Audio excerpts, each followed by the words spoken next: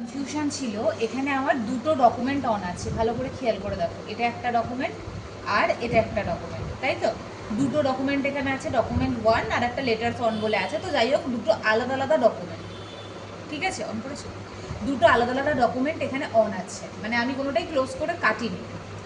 এবার ভিউ ট্যাবে গেলাম, ভিউ ট্যাবে গিয়ে এখানে যদি অ্যারেঞ্জ অল অপশানে ক্লিক করি, অ্যারেঞ্জ অল অপশানে ক্লিক করলে কি হবে, এই যে আমার দুটো আলাদা আলাদা অপশান খোলা ছিল সেটা আমরা একটা পেজের মধ্যে সবগুলোকে দেখতে পাবো, মানে একটা স্ক্রিনের মধ্যে সবগুলোকে দেখতে পাবো।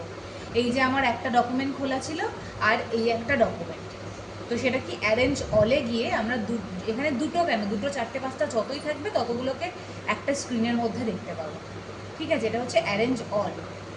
আচ্ছা, তো এটা গেল। এবার তুমি যে কোনো একটা ডকুমেন্টে যেতে পারো, গেলে ওটা আবার হয়ে যাবে। এবার যদি আমরা নিউ উইন্ডো ক্লিক করি, নিউ উইন্ডো করলে কি হবে, ভিউতে গেলাম, গিয়ে নিউ উইন্ডো অপশানে ক্লিক করলাম।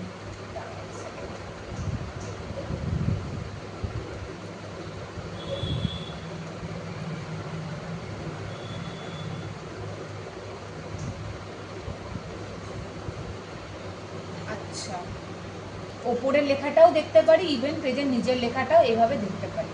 অনেক সময় এটা কোথায় কাজে লাগে, ধরো তুমি ওপরে কোনো একটা হেডিং দেখে নিচে কোনো ডেটা তুলছো, তো সেটাকে এরকম স্প্লিট করে নিতে পারো, মানে একটা পেজ দুটো ভাগে ভাগ হয়ে যাচ্ছে, বাট এই যে স্প্লিট হয়েছে, এখানেও আমার ফুল পেজ আছে, এখানেও আমার ফুল পেজ আছে। আর স্প্লিটটাকে তুলতে গেলে রিমুভ স্প্লিট অপশানে ক্লিক করতে হবে,